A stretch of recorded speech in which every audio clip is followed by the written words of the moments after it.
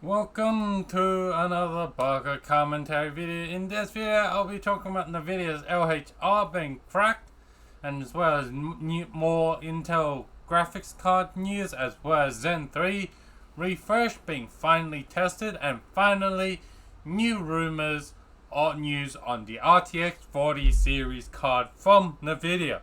So, finally Nvidia LHR has been kind of cracked through custom BIOSes, which unlocks the full hash rate of the LHR card. I am not surprised, as when the LHR launched, the enthusiast community was not very happy with it, as the enthusiast community saw it as Nvidia's marketing stunt to try and make them look like a good guy.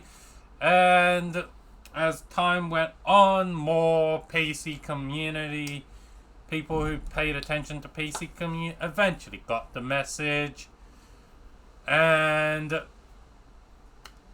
LHR was slowly being cracked. This, I reckon Nvidia intentionally unleashed this LHR hack intentionally because, one, for those people that haven't been looking into the crypto mining bubble thing, people are now, the difficulty has gone higher, and as well as, mining profitability has gone down as all these Bitcoin and all the altcoin value has just keep dropping. And the video, their current record profit margin, we can say mining is contributing to a fair bit amount of it. And as you know, miners do tend to buy out warehouses of these cards, and the type of miners I think Nvidia's trying to convince to keep staying on are the small to medium miners, as the small to medium miners, they most likely bought their batches of cards through credit or just on a loan that they need to keep paying back via the, mining the crypto, and some of them might be like, oh hey, crypto is going down, and I took it on this loan. It's gonna be a loss for me, or it's gonna cut even for me if I sell the card now. They might be like, we might as well just cut our loss, or just cut and just call it even, and just be like, and just offload their gaming graphics card that they bought for mining on the second-hand market. This will devastate Nvidia's,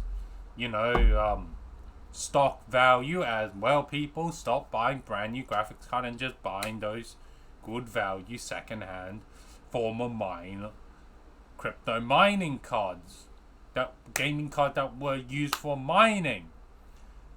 The big miners, on the other hand, I think are not affected by this at all, as the big miners, they have the money to go store these cards, as we clearly see from like several e-waste sites from other countries that has a lot of crypto mining. There were some of them, the e-waste site had really old like mining equipment and old and previously popular graphics card that were used in previous mining boom.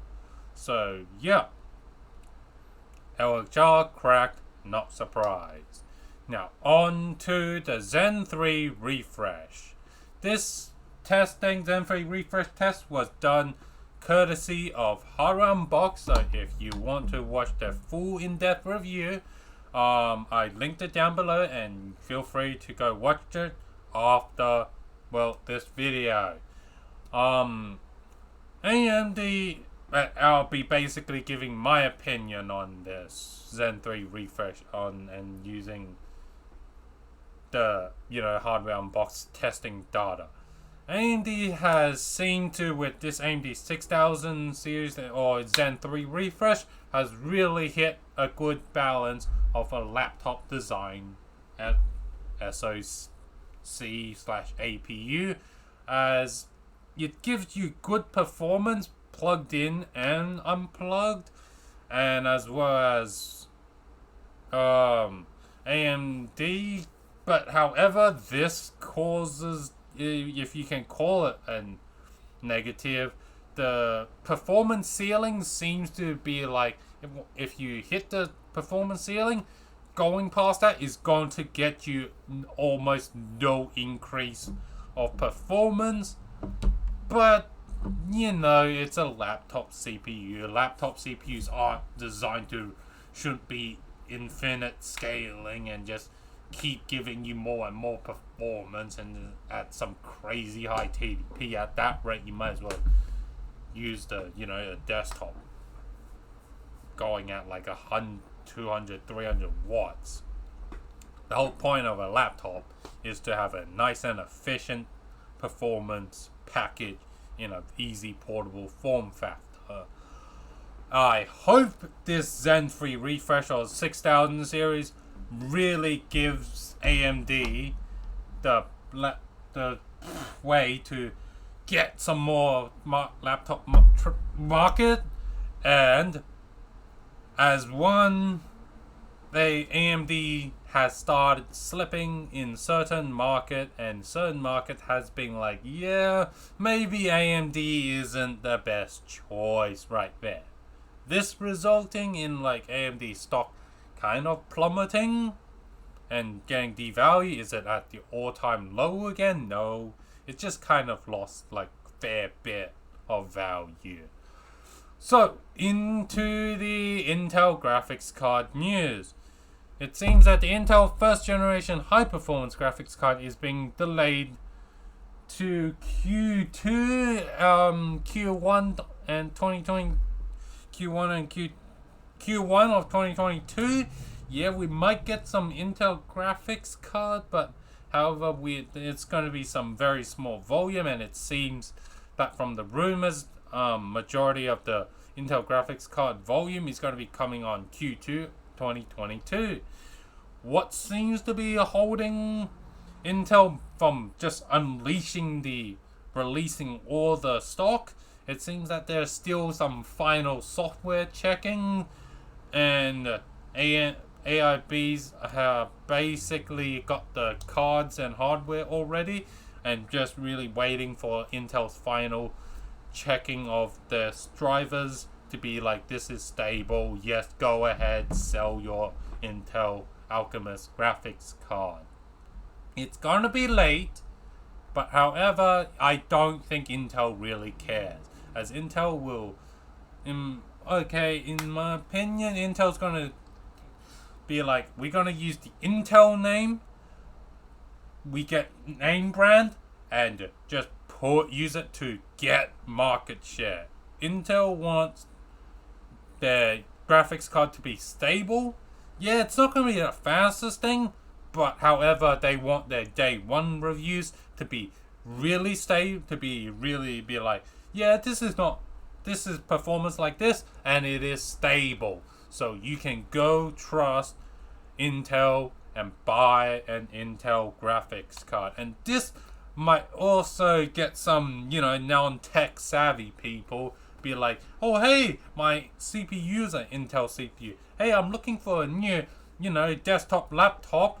Hey, why not go buy a desktop laptop or a laptop that is Intel CPU and GPU, I think this way of Intel doing things will net them some market share, and hopefully it works out for Intel, as Intel seems to be throwing everything they have, excluding the kitchen sink at it. But yeah, Intel seems to really want to make their graphics card market really hold it. Now, on to the final topic of Nvidia's 40 series rumors.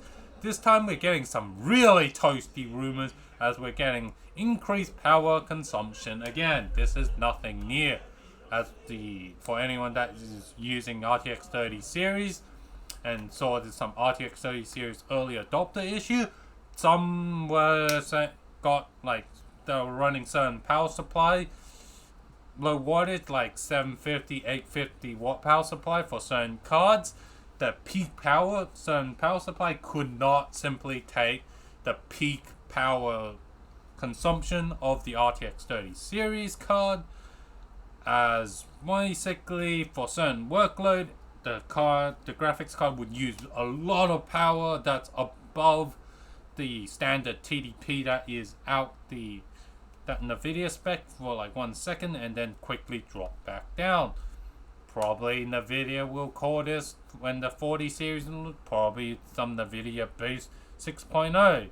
So I will not be surprised if the 800 plus watt plus is just a temporary boosting thing, and the long term, let's just say the 49 Ti, I wouldn't be surprised if the long term TDP is going to be like some 500 watts. Your 3080, 38 Ti's might be sitting around 400 watts. Your 4070 maybe a 300 watt card. Yeah, and so on and so on. I wouldn't be surprised that we will eventually get Nvidia certified PSU, as Nvidia seems to really want to push the Nvidia 12-pin design. Meanwhile, their competitor AMD is just very happy to use the 6 and 8 pin that we've been using for the end of time. And for the people that ended buying like 600 and 750 watt PSU thinking, hey, in the future the graphics card and the PCs are going to get more efficient as the thing shrinks. No, it seems that our future graphics card and CPU is going to increase in power consumption, and well, our so-called future of hoping and future electronic using less and less power seems to be out the door, at least with PC anyway. I hope you enjoyed this video. Like and subscribe for more videos from Baka Commentary.